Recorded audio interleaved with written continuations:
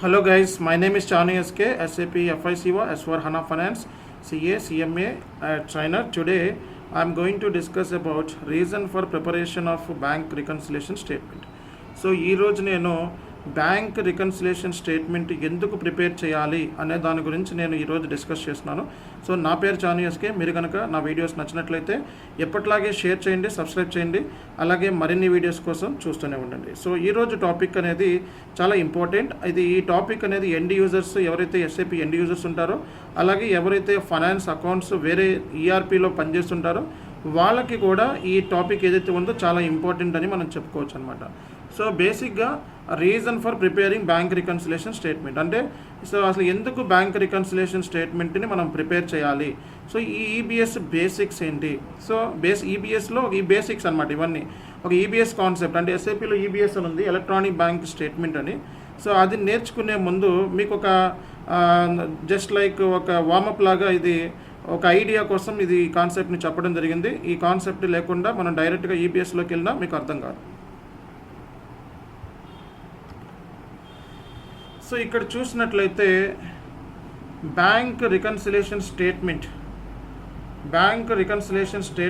ఎందుకు అనేది మనం మాట్లాడుకుంటే, అసలు బ్యాంక్ రికన్సిలేషన్ స్టేట్మెంట్ అంటే difference between the bank accounts అట్లాగే కంపెనీ అకౌంట్స్కి మధ్య ఉండే డిఫరెన్సెస్ని మనం రికన్సిలేషన్ అంటాం. రికన్సిలేషన్ అంటే బేసిక్గా బ్యాంక్ రికన్సిలేషన్కి ఎందుకు వస్తుంది అంటే, ఒకటి మనం కంపెనీలో మెయింటైన్ చేసే అకౌంట్స్ ఏమైతే ఉంటాయో అది, అట్లాగే బ్యాంక్తో పాటు మెయింటైన్ చేసే ఏమైతే అకౌంట్స్ ఉంటాయో అవి రెండింటికి మధ్య రికన్సిలేషన్స్ అనేవి ఏర్పడుతూ ఉంటాయి. దానికి మల్టిపుల్ రీజన్స్ ఉంటాయండి. సో ఆ మల్టిపుల్ రీజన్స్లో ఒక సింగిల్ రీజన్ నేను చెప్తాను చూడండి.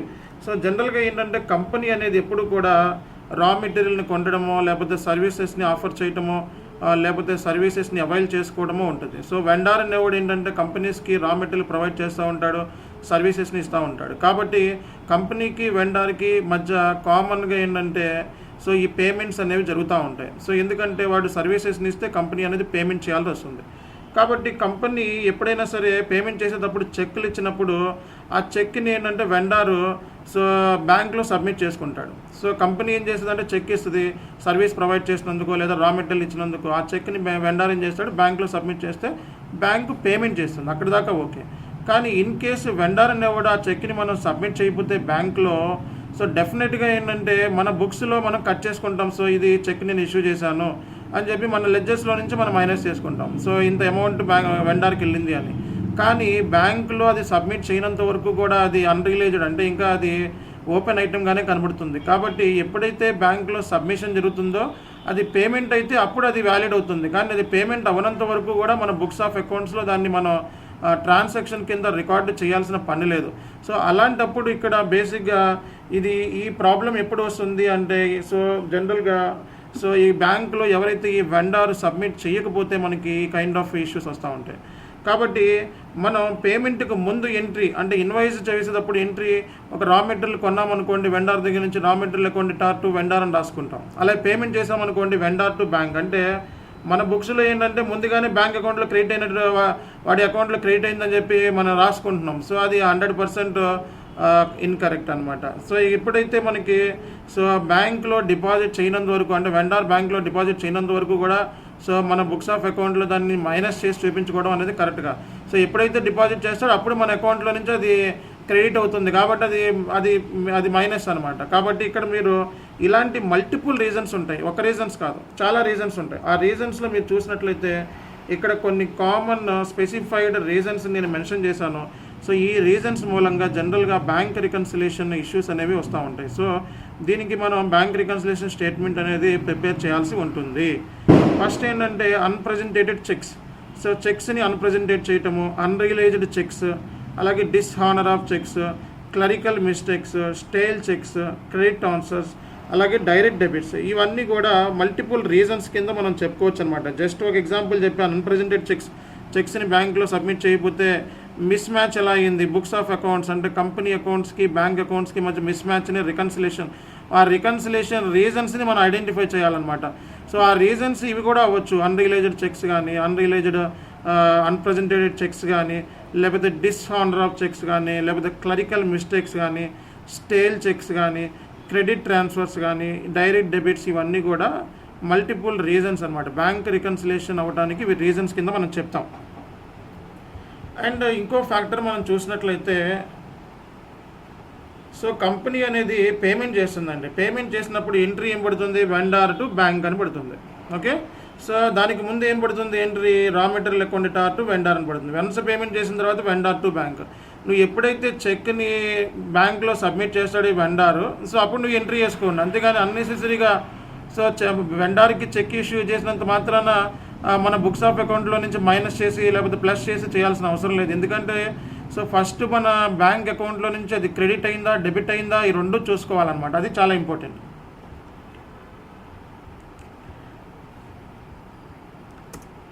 సో నెక్స్ట్ మనం ఇంకొంచెం నీట్గా మనం డిస్కస్ చేసినట్లయితే, బ్యాంక్ రికన్సిలేషన్ స్టేట్మెంట్ అంటే reconciliation between the account maintained by your company and account maintain by the bank. అంటే మీ కంపెనీ ఏదైతే అకౌంట్స్ మెయింటైన్ చేస్తుందో దానికి, అలాగే మీరు ఏమైతే బ్యాంక్లో మెయింటైన్ చేస్తున్నారో అవి అక్కడ కూడా అకౌంట్స్ ఉంటాయి. ఆ రెండింటికి మధ్య ఉండే డిఫరెన్స్నే మనం బ్యాంక్ రికన్సిలేషన్ స్టేట్మెంట్స్ అంటారు. సో ఇవి జనరల్గా ఏంటంటే ఈ reasons, there can be some instances where both accounts, అంటే ఈ బ్యాంక్లో మెయింటైన్ చేసేది అట్లాగే మన కంపెనీలో మెయింటైన్ చేసేది చాలా ఒక్కోసారి ఏంటంటే మిస్ మ్యాచెస్ రావచ్చు. ఒక బెస్ట్ ఎగ్జాంపుల్ ఏంటంటే, బ్యాంక్లో సర్వీస్ ఛార్జెస్ కింద కొంత అమౌంట్ని మైనస్ చేశాడు. సో కంపెనీకి సంబంధించి ఏటీఎం ఛార్జెస్ అనో లేకపోతే ఇంకోటి మైనస్ చేశాడు సర్వీస్ ఛార్జెస్ కింద. సో ఆ డీటెయిల్స్ మనకి తెలియలేదు అనుకోండి, మన బుక్స్ ఆఫ్ అకౌంట్స్లో మనం రాసుకోకపోతే అటు బ్యాంక్కిను మన బుక్స్ ఆఫ్ అకౌంట్స్ అంటే మన లెడ్జర్స్కి మధ్య వేరియేషన్ వచ్చే ఛాన్సెస్ ఉన్నాయి. కాబట్టి ఈ రెండింటికి మధ్య వేరియేషన్ని మనం బ్యాంక్ రికన్సిలేషన్ స్టేట్మెంట్ అనేది ప్రిపేర్ చేయాల్సి ఉంటుందన్నమాట. So for example, suppose you have given a cheque to your vendor and your vendor has not presented it bank for till date.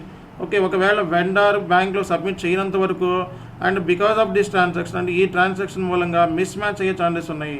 So అవి నీ అకౌంట్స్ దీనికి సంబంధించిన ఏమైతే బ్యాంక్లో మెయింటైన్ చేసినా అవి మిస్ మ్యాచ్ అయ్యే ఛాన్సెస్ ఉన్నాయి. కాబట్టి దీని మూలంగా రికన్సిలేషన్ స్టేట్మెంట్స్ అనేవి ఏర్పడతాయి.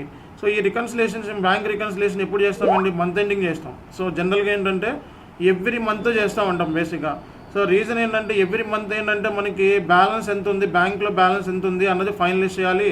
అండ్ ఇన్ కేస్ చిన్న కంపెనీస్లో కానీ క్యాష్ ఇన్ హ్యాండ్లో కూడా పెట్టుకుంటూ ఉంటారు. సో క్యాష్ ఇన్ హ్యాండ్ ఎంత ఉంది, బ్యాంక్ ఇన్ బ్యాలెన్స్ ఎంత ఉంది, ఇవి తెలుసుకోవడం, దానికి సంబంధించిన రీజన్స్ని ఐడెంటిఫై చేయడం అనేది మస్ట్ అండ్ షుడ్ అనమాట. సో ఇక్కడ నేను కొన్ని కామన్గా రీజన్స్ ఇవ్వడం జరిగింది. కామన్ రీజన్స్ జస్ట్ మీకు ఒక ఐడియా కోసం చెప్పడం జరుగుతుంది. సో ఈ కామన్ రీజన్స్లో బ్యాంక్ని రికన్సిలేషన్ స్టేట్మెంట్ చేయడానికి రీజన్స్ ఏంటి అంటే, ఒకటి unpresented cheques, just now explain. So రెండు unrealised cheques. So unrealised cheques అంటే టైం గ్యాప్ ఉంటుంది అనమాట. Cheques deposit into bank. So ఎప్పుడైతే చెక్ని మనం బ్యాంక్లో డిపాజిట్ చేస్తామో or debited by the firm, అంటే కంపెనీలోంచి డెబిట్ అవుతుంది ఇమీడియట్గా, which turn increase their bank balance. So their bank balance అంటే ఎవరైతే మనం సబ్మిట్ చేస్తాం వాళ్ళ బ్యాంక్ బ్యాలెన్స్ పెరుగుతుంది. Where has bank credit firms account when these checks are actually realised so after few days. So ఈ రెండు రీజన్స్ అనమాట. ఈ రెండు రీజన్స్ మూలంగా మనకి డిఫరెన్సెస్ అనేవి వచ్చే ఛాన్సెస్ ఉన్నాయి. అలాగే డిస్హానర్ ఆఫ్ చెక్స్, ఇవి కూడా మెయిన్ రీజన్. బ్యాంక్కిను అలాగే కంపెనీకి మధ్య డిఫరెన్స్ రావడానికి కారణం ఈ డిస్హానర్ ఆఫ్ చెక్స్ అని కూడా చెప్తూ ఉంటాం. Next errors, clerical errors, mistakes, wrong balances చూపించడం, రాంగ్గా రికార్డ్ని ట్రాన్సాక్షన్ చేయటం, లెడ్జర్స్లో పోస్ట్ చేయటం, ఇవన్నీ కూడా మనకి ఎర్రర్ రికార్డింగ్ ట్రాన్సాక్షన్స్ అని కూడా చెప్తూ ఉంటాం. సో స్టేల్ చెక్స్ అంటే జనరల్గా ఈ cheque issued by the firm, a cheque issued by a firm to ఈ పేయికి చెక్ ఇష్యూ చేసింది but not presented for payment, ఇంకా పేమెంట్ చేయలేదు by the payee. Okay, within local banking law of 6 months become stale. So local ల్యాంగ్ ప్రకారం so 6 months వరకు బ్యాంక్లో submit చేయవచ్చు, స్టేల్ చెక్ కింద కన్సిడర్ చేస్తారు. The amount is already credit in the bank column of the cash book of the payer creates a difference. దీని మూలంగా so మనం ఆల్రెడీ సబ్మిట్ చేసామని చెప్పి దాంట్లో నుంచి మైనస్ చేసుకుంటే వాడేమో ఇంకా డిపాజిట్ చేయలేదు, 6 months తర్వాత ఏమవుతుంది, చెక్ అనేది స్టేల్ చెక్ అయిపోతుంది అనమాట. సో అలాగే క్రెడిట్ ట్రాన్స్ఫర్స్, అలాగే డైరెక్ట్ డెబిట్స్, ఇవన్నీ కూడా మనకి సో మల్టిపుల్ రీజన్స్ అనమాట. So ATM charges, service charges, ఇవన్నీ కూడా మనకి బ్యాంక్ సంబంధించి రికన్సిలేషన్ రీజన్స్ కింద చెప్తారనమాట. సో ఎవ్రీ మంత్ కూడా మనకి బ్యాంక్ రికన్సిలేషన్ స్టేట్మెంట్ చేయడం వెరీ మస్ట్ అండ్ షుడ్ అనమాట. ఎందుకంటే ఫైనల్గా సో బ్యాంకులో ఎంత అమౌంట్ ఉంది అని తెలుసుకుంటుంది కంపెనీ. సో అట్లాగే క్యాష్ ఇన్ హ్యాండ్ ఎంత ఉంది, బ్యాంక్ బ్యాలెన్స్ ఎంత ఉంది అన్నది తెలుసుకోవాలి. సో జనరల్గా మీరు చూసినట్లయితే సో ఈ SAP you will receiving 2 types of bank statements. ఎస్ఏపిలో మనకి 2 types ఆఫ్ బ్యాంక్ స్టేట్మెంట్స్ ఉన్నాయి. ఒకటి manual bank statement, 2 electronic bank statement. ఇవన్నీ కూడా మనం బేసిక్ కోసం చెప్పడం జరిగింది. మాన్యువల్ బ్యాంక్ స్టేట్మెంట్ ఒకటి, ఎలక్ట్రానిక్ బ్యాంక్ స్టేట్మెంట్ అనమాట. So if you receive electronic statement, మనం బ్యాంక్ దగ్గర నుంచి ఎలక్ట్రానిక్ స్టేట్మెంట్ రిసీవ్ చేసుకుంటాం జనరల్గా. ఆ రిసీవ్ చేసుకున్న స్టేట్మెంట్ని ఎస్ఏపిలో అప్లోడ్ చేస్తే రికన్సిలేషన్స్ అవుతాయి. అది ఒక ప్రాసెస్. ఇంకో ప్రాసెస్లో ఏంటంటే ఇది మాన్యువల్ ప్రాసెస్, అంటే you need to enter the statement మాన్యువల్గా ఎస్ఏపిలోకి ఎంటర్ చేయాలి. సో కాబట్టి మనకి ఎలక్ట్రానిక్ బ్యాంక్ స్టేట్మెంట్ ఒకటి ఉంది, మాన్యువల్ బ్యాంక్ స్టేట్మెంట్ ఉంది ఎస్ఏపిలో. సో ఈ 2 స్టేట్మెంట్స్ గురించి మనం రానున్న రోజుల్లో 1 by 1 డిస్కస్ చేద్దాం. ఇది చాప్టర్ 1 సెషన్లో మీకు కంప్లీట్గా ఎస్ఏపిలో bank reconciliation statements, bank reconciliation reasons ఎందుకు అనే దాని గురించి డిస్కస్ చేశాను. అట్లాగే నెక్స్ట్ క్లాస్లో నెక్స్ట్ చాప్టర్ 2లో సో ఈబిఎస్ కాన్సెప్ట్ గురించి నేను డిస్కస్ చేస్తాను. ఈబిఎస్ ఎందుకు అనే దాని గురించి డిస్కస్ చేయడం జరుగుతుంది. సో చాప్టర్ 1, 2, 3, 4 అన్నీ కూడా చాలా ఇంపార్టెంట్ అండ్ కంప్లీట్గా ఇంటర్వ్యూ పాయింట్ ఆఫ్ వ్యూలో సో నేను ఈ కోర్స్ని డిజైన్ చేసినాను. సో అప్లోడ్ చేస్తూ ఉంటాను. సో ఈరోజు మ్యాక్స్ ఎంత అప్లోడ్ చేయగలిగితే అన్ని అప్లోడ్ చేస్తాను వీడియోస్ని. సో మీరు అట్లాగే ఈ వీడియోస్ని వాచ్ చేయండి, అలాగే డౌన్లోడ్ చేసుకోండి. సో మీరు కనుక మా వీడియోస్ని నచ్చినట్లయితే ఎప్పటిలాగే షేర్ చేయండి, సబ్స్క్రైబ్ చేయండి. అలాగే మరిన్ని వీడియోస్ కోసం షేర్ చేస్తూనే ఉండండి. Thank you so much. చూస్తూనే ఉండండి. Thank you so much guys.